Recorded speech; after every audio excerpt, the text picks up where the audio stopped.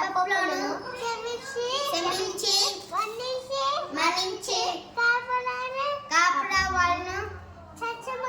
సత్యనగు అష్టాదశ శాపలమన్పై